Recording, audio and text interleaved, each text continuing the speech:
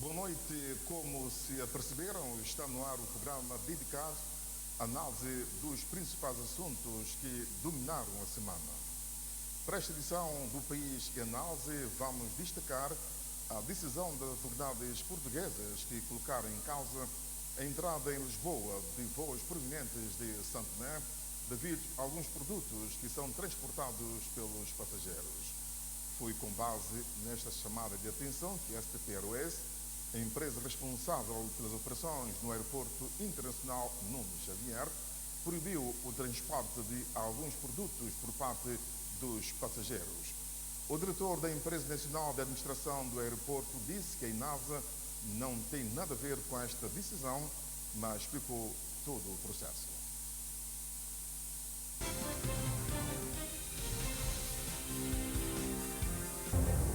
Búzio, peixe fresco, salgado e fumado, lula e polvo são os produtos que entraram na lista negra como bagagem para os passageiros com destino São Tomé a Lisboa. A medida foi tornada pública esta semana pela STP Airways, empresa responsável pela assistência aos operadores no Aeroporto Internacional Nuno Xavier.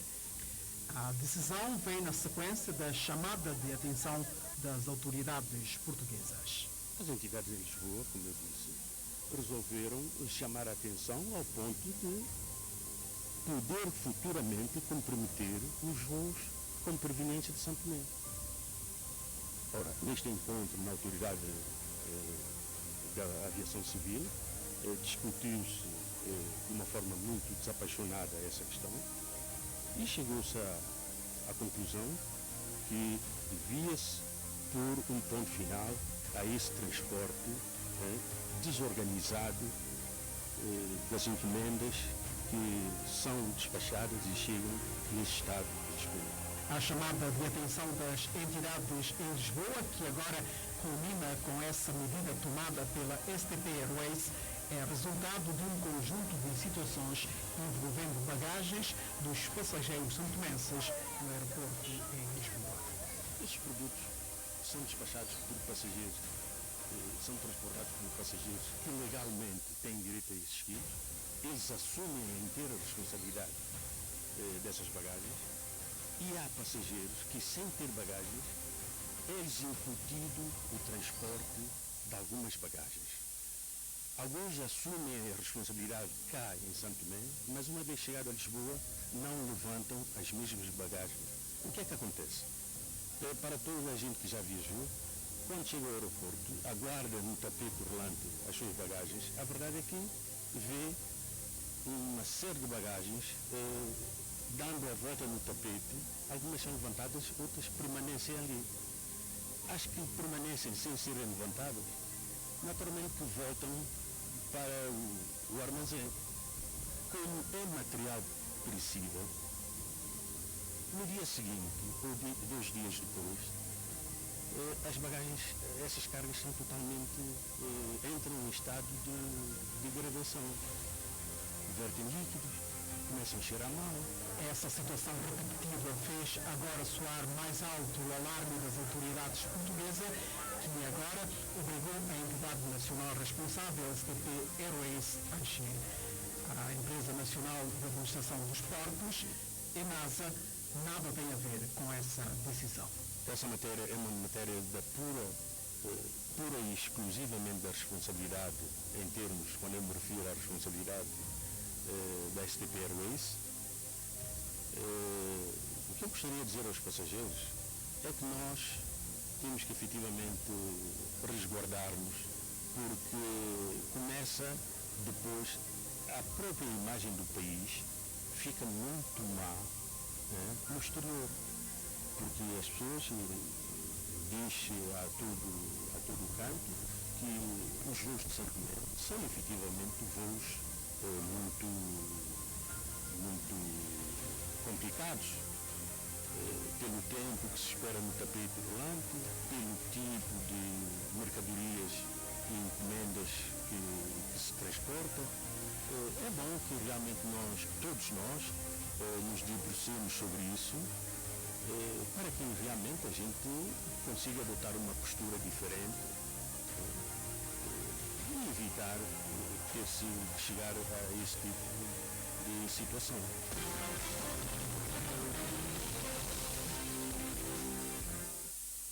A medida de restrição de transporte de produtos perecíveis da rota Santo Tomé a Lisboa tem causado revolta por parte dos passageiros que alegam ter comprado bilhetes a preços avultados e não poderem ter direito aos 60 quilos.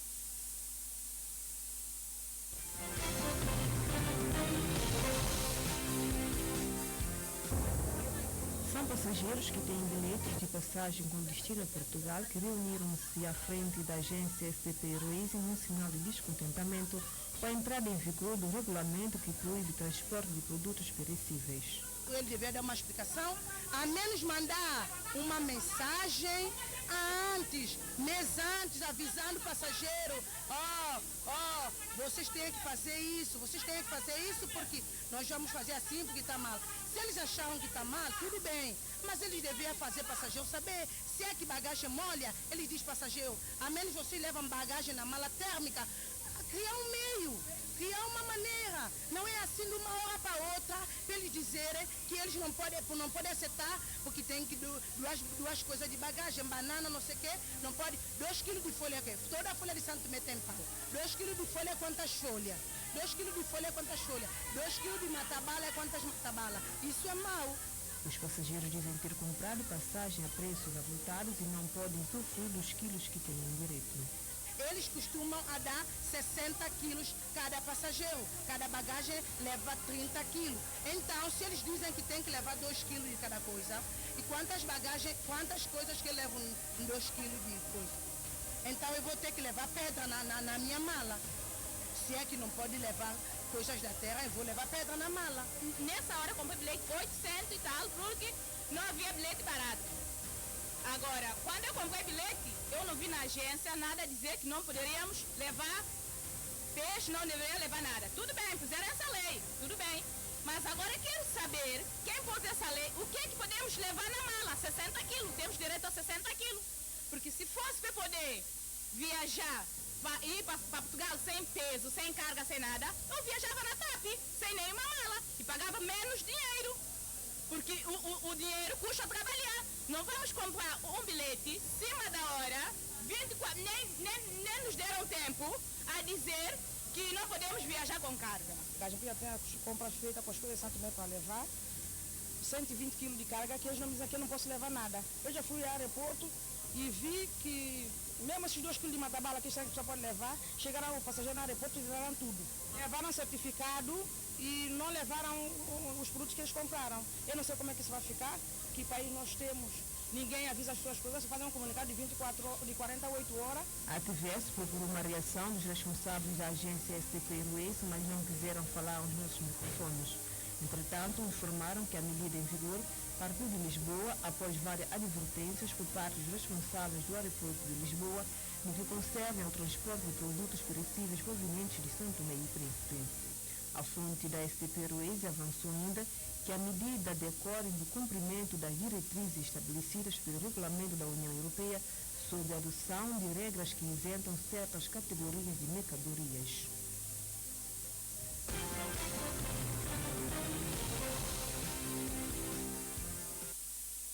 E para fazer análise destes passos e continua a dominar a atualidade, hoje apenas encontra-se nos estúdios Martim Tavares, tendo em conta que por força maior o outro nosso comentador não pode estar conosco. Boa noite, Martim Tavares.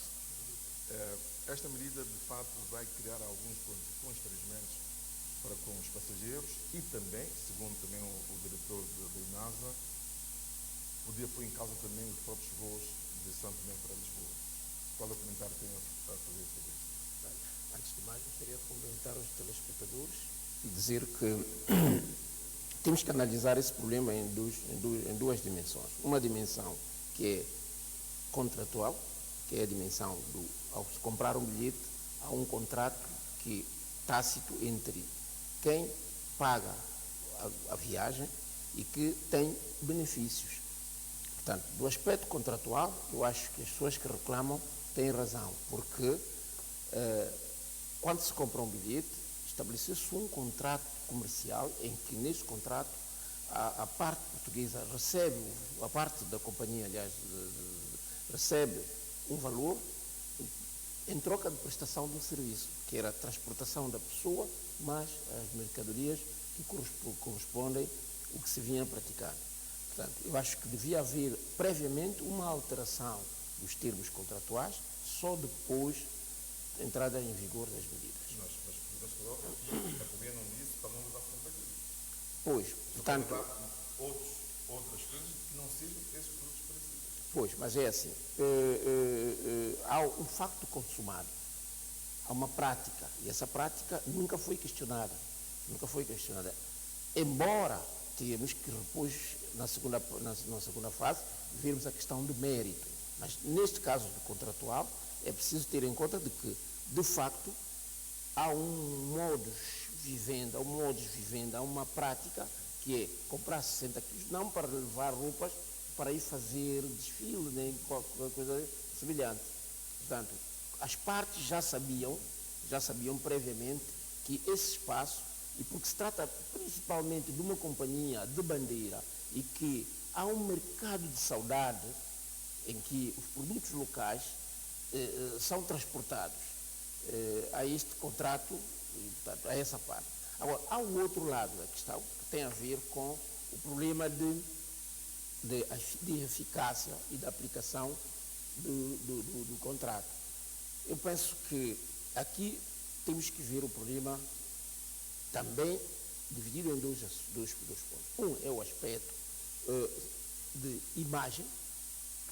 Quem viaja para Portugal sabe de antemão que quando se chega ao aeroporto de Lisboa, sobretudo no voo da STP Airways, aquilo que acontece quando se espera pela bagagem. Há um desconforto, principalmente da parte das pessoas, turistas, dos outros que vão, e que notam que há qualquer coisa que está aí errado. Porque parece mais um voo cargueiro e misto entre cargueiro e passageiro. Mas só que os voos cargueiros têm um tratamento completamente diferenciado, em que as mercadorias vão para outro local. Grande parte das encomendas vão para o lado onde não é a chamada portgate de bagagem, de carga. Portanto, levanta-se um problema desde higiene, desde o problema da imagem. Já chegamos a ver as pessoas a saltarem em cima de fruta, em cima para localizar, para pegar. Depois as cargas não estão muito bem acomodadas, isso, a circular desde Ossa, Pau Pimenta, Batabala, a circular. É um problema que poder-se-ia encontrar uma solução, porque depois vem a outra questão: quais as consequências? De facto, há uma economia que se criou. À volta dessa economia está a sobrevivência de muita gente, cá e lá. Cá, porque há, como se vê, eu fui ver o mercado do Boforo e vi um excedente de produtos que estavam vocacionados para, principalmente, que eu vi, sobretudo, a questão do búzio, e muitas outras mercadorias que estavam. Há uma exportação, só que fora do circuito normal de exportação. Portanto, há motivação? Qual é a motivação? É precisamente a forma indisciplinada como isso é feito, a forma desorganizada, a forma com falta de cuidado sanitário, porque, parecendo que não, quando se exporta produtos, sobretudo para aquilo que são exigências da União Europeia. Não se esqueça que estamos a levar mercadoria para um país da União Europeia que tem exigências muito rígidas para a exportação, porque na prática o que está-se a fazer é a exportação. há uma exigência muito rígida. Tem que se preservar de infestação, ao aspecto sanitário.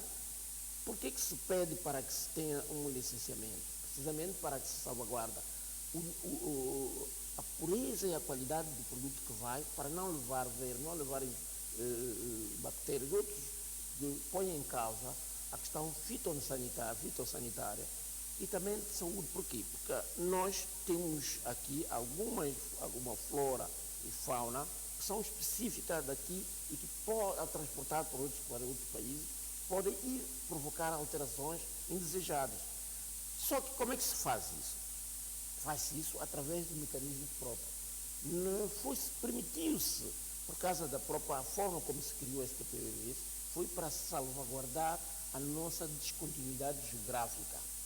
Isso criou-se muito mais com mais um aspecto afetivo. E por causa disto, hoje, com o desenvolvimento, hoje há a grande procura e também as exigências estão a aumentar, levanta-se esse problema. Poder-se-á perguntar, não só, primeiro vamos vir antes de solução, quais são os prejuízos? Neste momento, alguns restaurantes de São Tomé não estão a poder fornecer calulu, fornecer pratos locais, pratos naturais de São Tomé, pratos típicos de São Tomé, portanto, com consequências econômicas gravíssimas. As pessoas que investiram, criaram digamos, contos de negócio, investiram e que têm tido grandes prejuízos. E cá há pessoas que já tinham o seu modo de sobrevivência, que neste momento não têm outra alternativa. Portanto, o que significa os prejuízos econômicos cá e lá são grandes. Agora, que solução? Costuma-se a dizer, em ocasiões difíceis, oferecem-se normalmente condições para que surjam novas soluções. Só que tem custo. O que eu penso e eu aconselho às pessoas, enquanto não se encontra uma solução com as autoridades portuguesas, a única forma de contornar é, se possível, as pessoas interessadas e que, sobretudo, sobrevivem disto, deviam se organizar, ou cooperativa ou outras formas, encontrar uma forma de licenciamento para que, no quadro de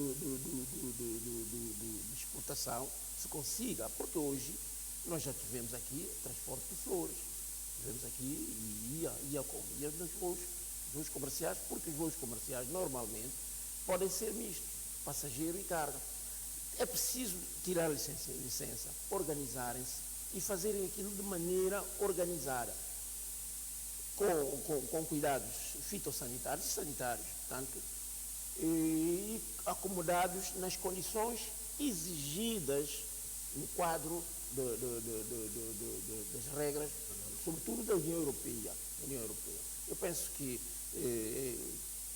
é possível se encontrar condições e até são instalações onde se pode fazer porque torna-se um outro negócio, um negócio de exportação. Hoje é um negócio. Sim, segundo informações que nós obtivemos, é que no quadro do projeto também não será para já, de reabilitação do aeroporto, teremos um terminal de cargas. Isso poderia ser uma forma também para solucionar o problema no futuro. Pois, mas é assim, enquanto não vem esse tal futuro, é possível que se consiga encontrar uma solução intermédia em que se possa encontrar rapidamente uma solução. E eu penso que aqui as nossas autoridades poderão intervir junto das autoridades portuguesas e também reunir o Ministério da Agricultura, porque parecendo que não, fica em causa uma certa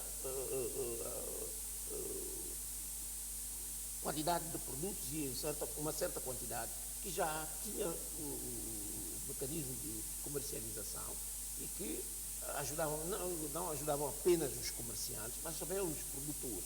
Portanto, é possível se encontrar uma solução e aqui criar um novo serviço, que é o serviço de exportação ou de entrega de pacotes ou outros que era possível fazer, desde que sejam encontradas a forma de acomodação, é possível encontrarmos essa solução. Ok, vamos para um outro tema, o segundo tema de hoje. Portugal celebrou os 50 anos da liberdade alcançada pelos capitães de Abril em 1974. A data também marcou a história de São Tomé e Príncipe para a independência um ano depois. O Presidente da República, a partir de Lisboa, juntamente com seus homólogos dos PALOP, incluindo o Presidente de Portugal, afirmou que a Revolução dos Cravos marcou um momento crucial na história não só para Portugal, como também para as colónias portuguesas em África.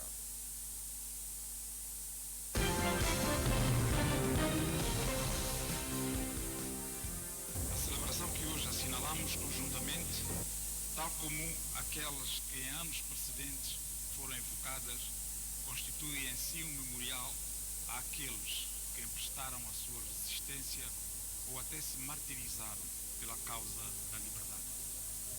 Por isso, devemos nos vergar em sinal de profundo respeito pelas vítimas do regime ditatorial que, com o seu inconformismo revolucionário, coragem e abnegação foram capazes de legar-nos o bem maior, que é a liberdade e a vivência em democracia. Em memória dessas mulheres e homens, não nos é permitido falhar na luta pela imunização da democracia e das suas instituições, pois impõe-se-nos igualmente a obrigação de deixar para as gerações futuras esse imenso patrimônio imaterial da nossa civilização. Cerca das 6 da manhã, eu ouvi rádio. E então estava-se a falar sobre um golpe de Estado em Portugal. Levantei-me, contactei com a mulher, eu saí logo. A mulher, como tinha que trabalhar, era enfermeira, então eu saí. Quando saí à rua, as pessoas a correrem, a ir ter ao local onde se depôs o Salazar e o Marcelo Caetano. 25 de abril eu vivi em Moçambique e na altura tinha eu 11 anos e vi, e até estava atrás dos militares, sobretudo os portugueses, a gritar vitória. Não sabia o que era, mas como vi toda a gente naquela zona a gritar vitória, eu também pus-me atrás deles a gritar vitória. Foi o momento em que houve a mudança do sistema em Portugal, não lembro exatamente que, isso veio dar um impulso à luta de libertação do movimento aí de Santo Tomé. Convivi para facilitar a independência de Santo Tomé e Príncipe. O movimento para a independência das colônias, é por isso que o 25 de abril tem uma importância fundamental para nós. Quem viveu naquela época deve ter sentido muito na pele toda essa ação negativa e vimos que realmente o efeito foi bastante positivo. Quando nós vamos fazer os parâmetros, os preceitos concretos daquilo que o 25 de abril defendia, nós estamos muito longe ainda de o conseguir. Foi o impulsionar da luta para a conquista da independência nas ex-colônias. E o povo português ajudou, compreendeu e entendeu a razão de ser de todo o nosso entusiasmo e isso foi conosco, apoiou muito a luta que nós tínhamos para a independência, a autonomia e para a independência do nosso país.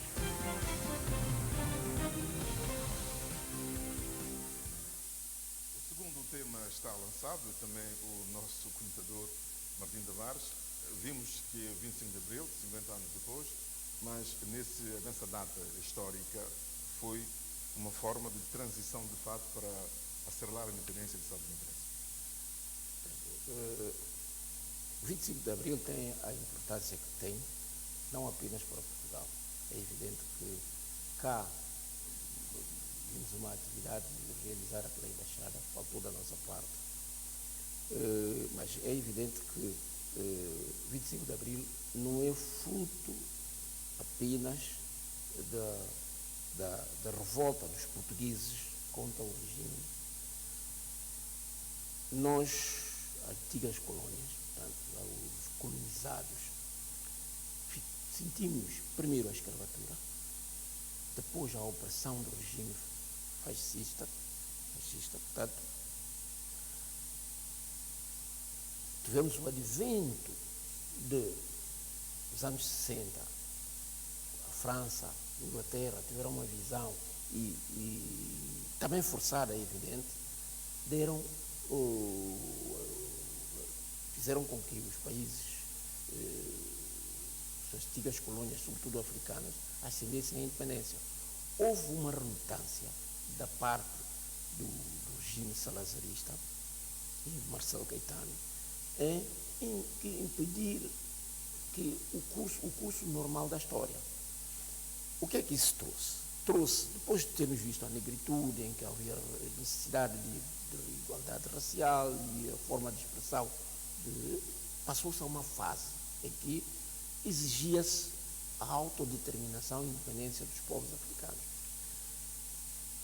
Como é que o regime reagiu perante essa exigência? Com repressão, criou-se a PIDE-DGS, e a única solução era a luta armada. Os nossos países, como nós, São Tomé e Cabo Verde, havia problema de descontinuidade de fronteira para a luta. O que é que aconteceu? Nós fizemos parte da luta armada, Cabo Verde em relação a Guiné-Bissau, nós em relação a Angola. Nós estivemos lá na luta de libertação, sobretudo junto do MPLA, e na origem até da gênese do MPLA, são tomenses, que deram o seu contributo para que abalasse o sistema. Esse abalo ao sistema, o resultante de combates guerrilhos, fez com que o regime sentisse na necessidade de abertura. Mas quem faria essa abertura? Houve divergências no regime, porque mesmo antes de 25 de abril houve uma tentativa de abertura, acelerou-se ainda mais, agravou-se ainda a repressão. E então, o fascismo repressor em próprio Portugal, com os efeitos das colônias, fez com que a situação desembocasse na revolta dos capitães. Daí que surge o 25 de abril, não apenas como mérito de combate dos portugueses contra o fascismo, mas sobretudo da conjunção do esforço, tanto dos nacionalistas das ex-colônias, como os portugueses que perceberam de que o colonialismo e o fascismo não era uma fatalidade, era algo que tinha que se combater e que era preciso, porque os próprios portugueses que precisavam de se libertar também. E daí que deu-se o 25 de abril. O 25 de abril não podia ficar por aqui. Então, tinha que se avançar para um processo de descolonização que abrangeu, sobretudo, com exceção de Guiné-Bissau, porque já tinha proclamado a sua independência um ano antes. Portanto, daí que houve a proclamação, acordos que trouxeram ao reconhecimento, primeiro reconheceu dos movimentos de libertação, mais tarde os acordos para a transição e a independência. Só que a celebração desta data trouxe alguns problemas. Primeiro, há uma polêmica em Portugal que foi levantada pelo próprio presidente Marcelo da Veiga, que é: quais foram as consequências da colonização? Sobretudo a escravatura, os massacres. Há ou não necessidade? É imperioso ou não? É legítimo? É justo fazer alguma indenização? Já se pensou nisto a nível das outras potências coloniais. Nós muitas vezes vemos Portugal, mas temos que lembrar que na África estiveram desde a Alemanha, colonizou o que nós chamamos hoje de Namíbia, Zimbábue e uma parte da África do Sul e a chamada Rodésia do Sul e Rodésia do Norte, e também que nós conhecemos hoje como Camarões. Depois temos a Holanda, que esteve na África do Sul, também esteve cá por um pouco tempo, mas os franceses ficaram com uma grande parte dos territórios africanos, a Inglaterra, portanto, pensa-se, e eu, na minha opinião, acho legítimo que se faça-se um gesto, sobretudo em relação àqueles que ficaram até agora, portanto, muito prejudicados. E, sobretudo, que isso seja feito não apenas do ponto de vista de pedir perdão, ou, digamos assim, de reconhecimento de que a colonização foi um erro. Embora haja aspectos positivos, é preciso não se ignorar isso, porque só que a grande parte das consequências são negativas. Impediu que os povos tivessem o seu próprio curso, alterou o modelo de desenvolvimento, retardou e desconfigurou aquilo que se chama os territórios. Hoje temos muitos problemas de tribalismo, juntaram nações, formaram uma única nação, impediu que tivesse um desenvolvimento genuinamente africano. Mas também... Disse também que poderia ter algum benefício. Que benefício que... Evolução de muitos bens, sobretudo culturais, que foram levados, espoliados da África. No Constituição da Príncipe? Muitos bens, Podemos por exemplo, reclamar de Portugal. Por exemplo, vejamos uma coisa. Nós temos tido benefício do Instituto Valflor. É um gesto muito bom. Por quê? Porque enquanto a companhia CUF, que tem a fundação, que esteve na origem da fundação, eles têm feito gestos que não é propriamente pagamento, mas têm beneficiado, fora do quadro da cooperação, alguma retribuição daquilo que foram os ganhos com o cacau de São Tomé e Príncipe. É possível encontrar algumas, por exemplo, nós temos sobreviventes do massacre de 53. Alguns deles com dificuldades ainda. Não se consegue encontrar no quadro da cooperação algum gesto para fazer. Quer dizer, há outras formas. É preciso ser criativo, pensar no assunto, amadurecer. Eu nunca fiz um estudo, uma análise muito aprofundada disso, mas é possível se encontrar. Essa ideia avançada do presidente português também é válida. Para mim é válida. Agora, há uma outra polêmica que se levanta em relação a 25 de Abril. Será que o 25 de Abril só por si proporcionou a democracia em Portugal, nas nossas colônias, nas antigas colônias, hoje os países que resultaram como países independentes? Essa é outra questão que se coloca. É por isso que, sobretudo, os partidos da direita advogam que se devia celebrar a semelhança do 25 de Abril, o 26 de novembro. Por quê? Porque, enquanto as antigas colônias houve uma deriva totalitária,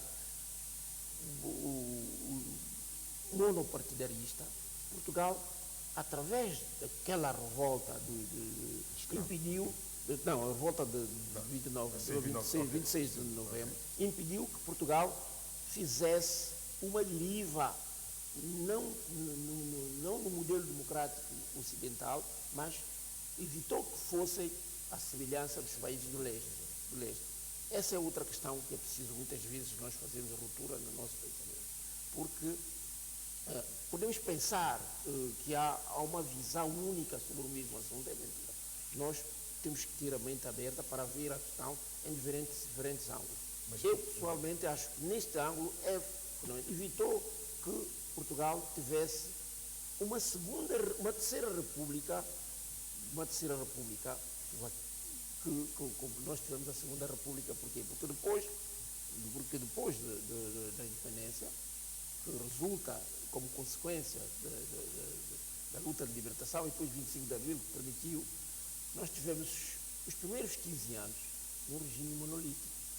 Portanto, o modelo que nos foi dado, em alguns até muito mais pró-leste europeu, imitando em certa medida o comunismo soviético, e que teve também as suas consequências, impediu que nós tivéssemos liberdades, as repressões a outras vozes contrárias, um modelo que hoje consideramos arcaico e que tem nos permitido maior liberdade, maior expressão de ideia, capacidade de nós escolhermos as nossas próprias as forças que nos possam representar e escolher o governo, ainda que seja de forma indireta através dos parlamentos, mas os governos que portanto, isso foi possível graças a uma Segunda República.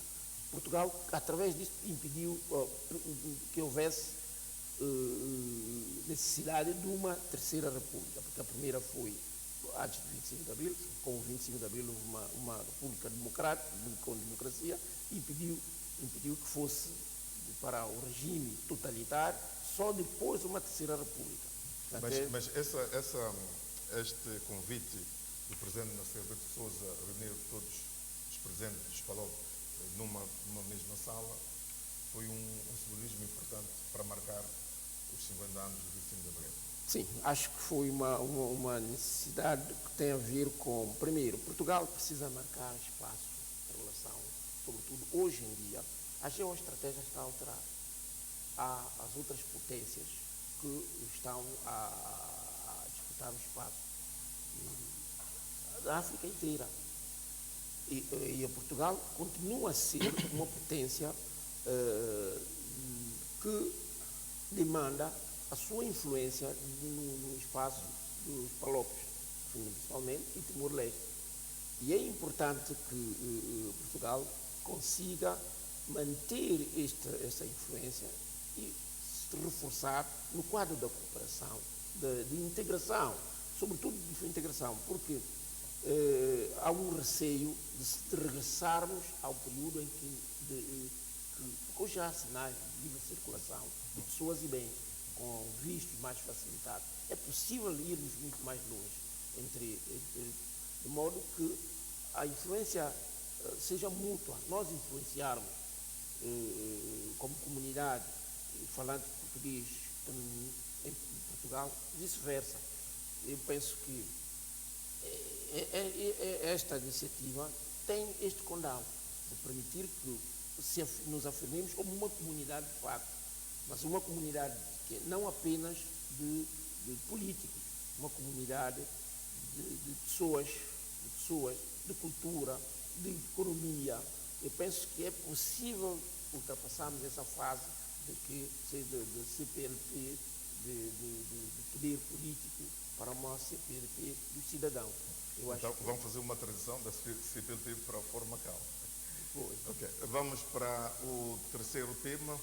Teve lugar esta semana o Fórum Macau, a Conferência dos Empresários, o evento realizado no âmbito da 6ª Conferência Ministerial do Fórum para a Cooperação Económica e Comercial entre a China e os países da CPLP, teve como objetivo principal promover o intercâmbio comercial e económico, visando o estreitamento da cooperação económica entre os países da CPLP e a China.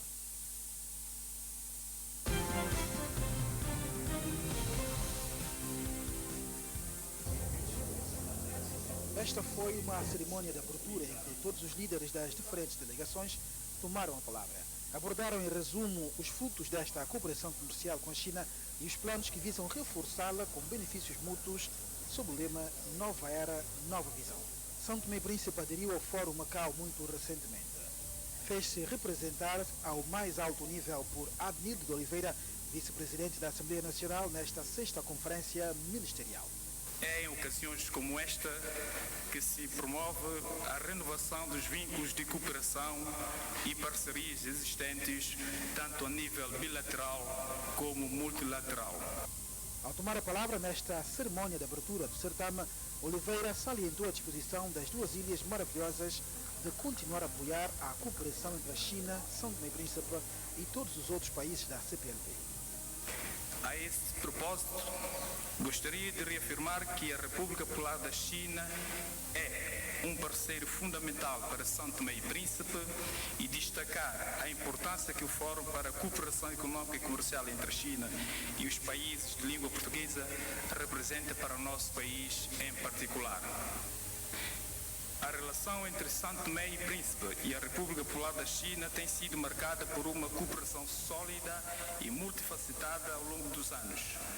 A China tem sido um parceiro estratégico no processo de desenvolvimento econômico e social do nosso país, contribuindo significativamente para diversos setores, desde infraestrutura, educação, pesca, saúde, agricultura, entre outros. Uma das medidas que a China está disposta a implementar é facilitar a participação de empresas da CPLP em exposições internacionais de importação e exportação dentre outras convenções e exposições. Esta conferência dos empresários tem como objetivo estreitar o intercâmbio comercial entre os países da CPLP e com a China.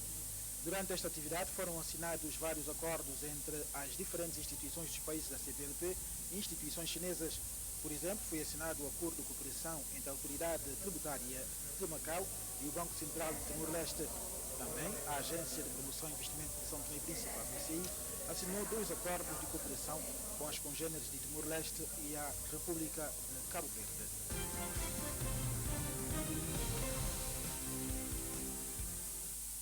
O terceiro tema está lançado, Martim Tavares. Falamos do Fórum Macau. O que é que o país poderá tirar, beneficiar desta nova área de cooperação com a China? Segundo o vice-presidente da Assembleia Nacional, a relação entre a China e São Tomé e Príncipe é uma cooperação sólida. Só que, a verdade seja dita, quando se reatou a cooperação histórica que já tínhamos tido com a China e que depois foi interrompida por causa da relação com a Ilha de Formosa, houve uma grande expectativa. Havia uma série de projetos, havia a questão do aeroporto, portos, havia uma grande expectativa. Eu penso que é preciso reativar esses projetos para que não pareça que foi gorado aquilo que eram os objetivos do reatamento da cooperação com a China. Eu creio que a China tem potencial suficiente para, numa cooperação com São Tomé e Príncipe, se possa tirar melhor proveito, quer para nós, quer para a China. Nós estamos no centro do mundo. Nós podemos ser uma plataforma da China para atingir os países aqui da região. Mas isso tem que ser feito do meu ponto de vista. Acho que essas conferências são apenas, digamos, um encontro de amizade. É preciso ir muito mais além do que isto. Porque temos que ser modestos e perceber que a grande China, nós precisamos de um intermediário. E Macau pode ser esse intermediário. Porque a nossa pequenez, temos que equacionar a nossa pequenez não como uma desvantagem. O grande problema que muitas vezes eu vejo a cooperação entre pequenos Estados e os países grandes como a China é a incapacidade de negociar. A China tem zonas econômicas especiais que poder-se-á. Eu, quando soube que havia acordos no início para se relacionar com algumas zonas especiais, eu achei que se podia dar, era como um elan para fazer com que o desenvolvimento das relações comerciais e de investimento. A China tem, neste momento, é a segunda maior economia. Se a China vier cá disposta para encontrar uma forma de benefícios mútuos, só que não possa ser apenas uma mobilização de mais países para entrarem na Rota da Seda. Eu penso que a Rota da Seda é um objetivo geoestratégico de China para se colocar no centro do mundo, do ponto de vista não apenas político, mas do ponto de vista econômico e comercial, mas que temos que negociar com a China, no caso de São Tomé e Príncipe, um modelo de relacionamento em que haja reciprocidade. Porque a reciprocidade não pode ser a curto prazo. Se for a curto prazo, vai manter-se isto vazio, em que há pequenas dádivas, pequenas coisas, pequenas intervenções, não estruturante, capaz de alterar o modelo de cooperação. É preciso ir muito mais além. Agora, do ponto de vista regional, da língua portuguesa, Macau, por quê? Porque Macau foi colônia portuguesa. Embora eu já estive em Macau, a língua portuguesa não é lá dominante. Ou vê-se falar o mandarim, ou então o inglês. Agora, é possível este afeto ser explorado como forma de uma integração econômica, cultural, de modo a valorizar e ser a porta de entrada para a China. E também a porta pela qual a China entra pelos nossos países. Eu penso que é possível, porque há uma diferenciação do relacionamento dos nossos países em relação, mas se enquadrarmos neste modelo de cooperação via Macau, haverá sempre possibilidade de todos tirarem vantagem, porque de forma direta só os grandes países podem tirar o melhor proveito. Eu sou da opinião de que temos que renegociar com a China um novo modelo de cooperação, em que seja mais realista e menos, com menor igualitarismo, porque não podemos nos comparar com as gigantes chinesas. E o que é que o país poderá oferecer à China nisso? Agora, podemos oferecer à China a nossa posição geoestratégica. A nossa posição geoestratégica. Nós somos um armazém, podemos ser um armazém flutuante da China. Quando houve um momento áureo da cooperação com a Ilha Formosa, o objetivo era este. Mudou-se precisamente, havia a expectativa de que, não sendo Taiwan, a Ilha Formosa, seria a China, porque eu não acredito que a China vai permanecer indiferente perante a eterna separação de Taiwan. Eu não acredito. Para o bem da própria Taiwan, tarde ou cedo, eles vão só que o modelo de integração, só eles poderão dizer, mas haverá. Então, o que é que nós podemos ser um armazém flutuante da China? Por quê? Porque a cooperação direta entre a China e os países aqui da região tem que ir para lá. Mas e se nós formos aqui à plataforma, porque estamos à mesma distância, quase com a Angola, com a Nigéria, com a Guiné Equatorial, e se a China fizer aqui um centro de serviços, é possível. Eu creio que tem que se encontrar com a China, temos que estudar temos que ter nossa própria geoestratégia. Eu tenho em conta as nossas vantagens comparativas que têm a ver com a nossa posição geoestratégica. Sim, mas muitos países, grandes potências, cobiçam de facto essa localização só numa experiência. Não só a China, os Estados América, como tentar conciliar esses grandes interesses em São Maurício. O mesmo que faz Ilhas Maurícias. Uns podemos ser uma praça financeira. Podemos. Nós já somos um grande centro de comunicação para os Estados Unidos. Eu acho que isso não incomoda a China, não incomoda a Rússia, não incomoda tanto. Tanto é que é pacífico isto. Portanto, podemos encontrar modos de venda em que todos tiram proveito. Porque, parecendo que não, há espaço para todos. O que é preciso é que o coração grande e dócil, amigável, pacífico dos São Tomenses possa fazer com que seja uma mais-valia. Porque eu continuo a pensar que nós só temos a nossa maior riqueza não está no petróleo. De 20 e tal anos que se fala de petróleo, onde é que está? Então, era conseguimos manter a nossa posição. Povo pacífico, hospitaleiro, a nossa situação geoestratégica, a nossa localização praticamente no centro do mundo. Portanto, essas é que são a nossa riqueza que podemos trocar.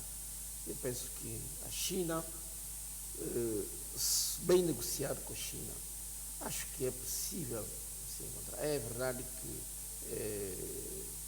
tem que haver algumas facilidades. Temos que ter coragem de mitigar um pouco a nossa própria, negociar a partilha da nossa autodeterminação, autonomia. Temos que encontrar formas, porque a nossa independência completa não tem conseguido alimentar alimenta o nosso ego, mas não alimenta a nossa economia. Eu penso assim, perdoam aqueles que acham que é impossível mitigarmos ou partilharmos o que temos de melhor. Eu sou daqueles que penso que a nossa independência total e completa não tem nos alimentado. Temos que encontrar uma forma de interdependência com os outros países. A China, por que não pode ser China, Angola, Portugal e outros? Encontramos uma forma de partilharmos a nossa interdependência e tirar melhor proveito. Independência completa não nos tem alimentado. Ok, Martim Tavares, é assim que nós concluímos de facto este comentário de hoje. Espero regressar na próxima semana com mais fatos que irão dominar a tonalidade informativa de Santo Meio. Que permita que não seja um monocolor como desta vez e que pelo menos partilhasse com uma outra pessoa, que a minha visão, por mais que seja cara, mas eu acho que seria muito mais rica se nós tivermos outra pessoa a expressar também a sua visão, porque é no contraditório que nos permite abrirmos mais o horizonte. De qualquer maneira, fica o meu estímulo. Eu espero que a televisão consiga, alguém de boa vontade, consiga patrocinar, de modo que este programa não morra. Eu não sou mandatado por ninguém para dizer isso, mas eu acho que neste momento é preciso fazer-se alguma coisa para que programas como isso consigam ter pernas para andar. E é tudo quanto. E agradecer uma vez mais por essa oportunidade, agradecer o grande público que muitas vezes atura a minha forma rouca de dizer e de comunicar. Agradeço imensamente. Ok, muito obrigado. E assim nós concluímos mais uma edição do programa O País Análise. Espero regressar na próxima ocasião.